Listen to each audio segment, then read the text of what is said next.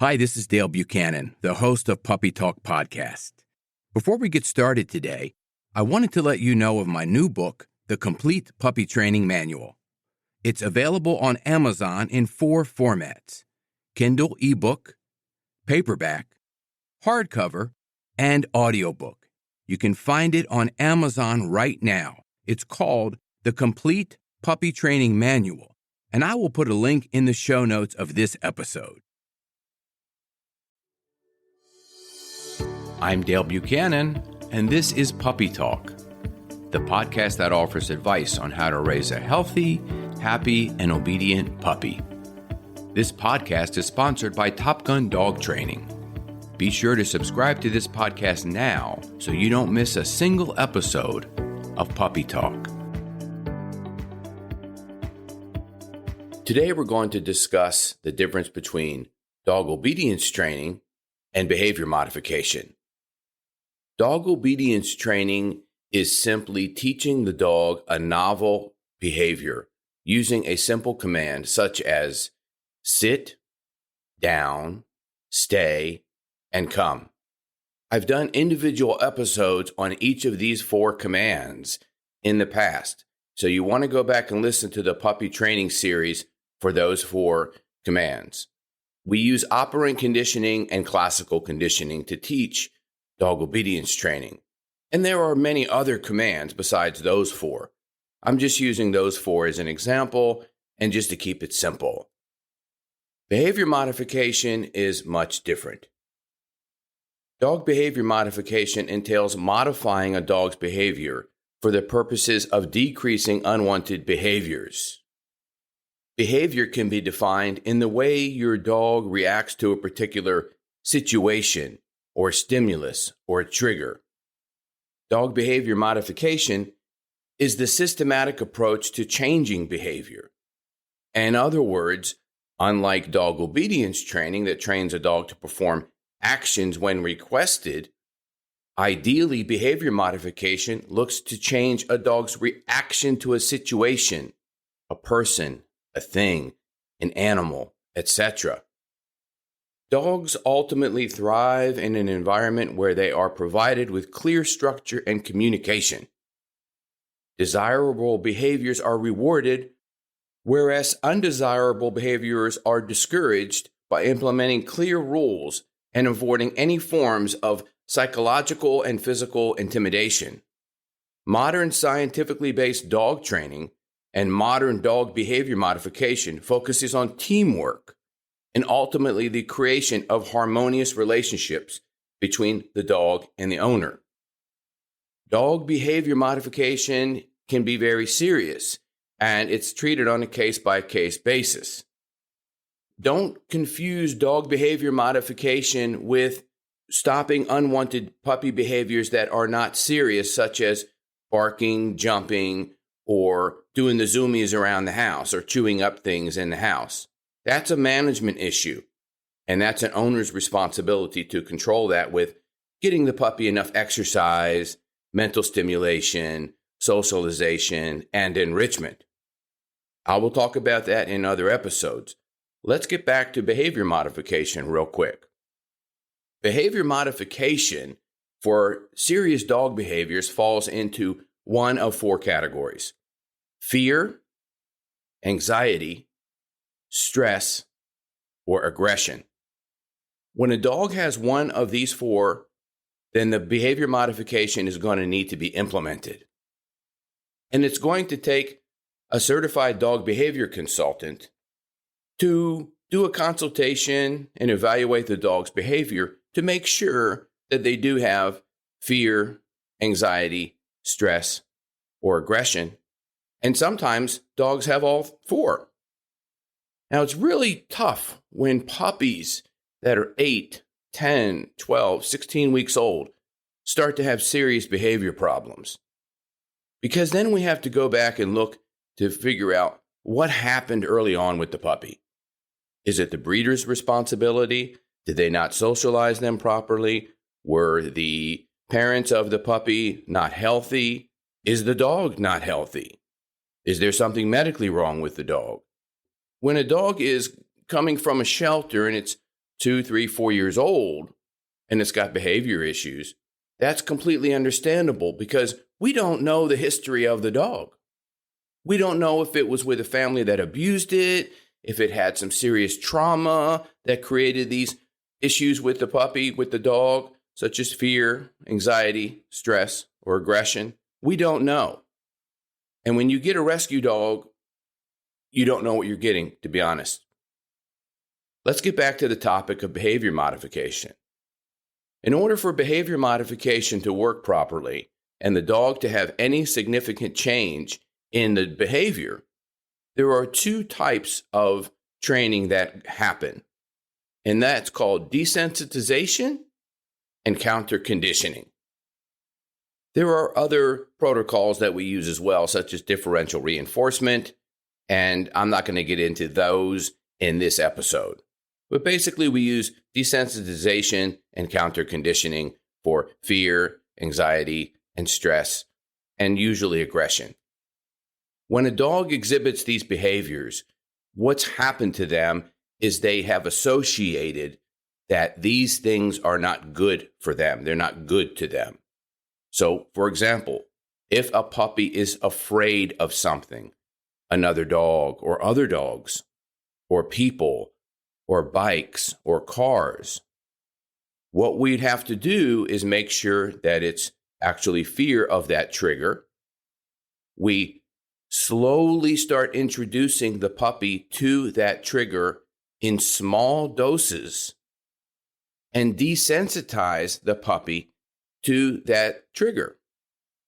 In addition, we're going to reward the puppy with high value food so that the puppy starts to create a new association with that trigger when it's introduced at low intensities. After a short period of time, the puppy is going to develop a new association with that trigger. Let's say, for example, the puppy's scared of a car driving by. When a car is approaching and the puppy starts to tense up and get stressed out and start barking or lunging, at the very, very beginning of that, we redirect the puppy back to us, give it a food reward for not reacting to the car, and say, good boy, good girl. And this has to be done over and over and over again. This is the counter conditioning and desensitization work that's needed to change the puppy's association with a trigger. The most serious behavior issue, in my opinion, and the hardest to resolve, is separation anxiety. When a puppy has separation anxiety or an adult dog has separation anxiety, you need to seek out a certified separation anxiety trainer. I call them CSAT. And I did an episode on this with somebody who is a certified separation anxiety trainer. You can check out that episode from earlier in 2021. You really need to make sure that you get that under control before that escalates into a serious problem. When we're talking about stress and anxiety, there are usually reasons why the dog is exhibiting these two, and it's most likely overstimulation. The dog is being overstimulated by the owners. The environment is overstimulating them. There's too much excitement, too much talking, too much touching, not enough discipline, obedience, structure, and guidance. So you want to make sure that you get that under control.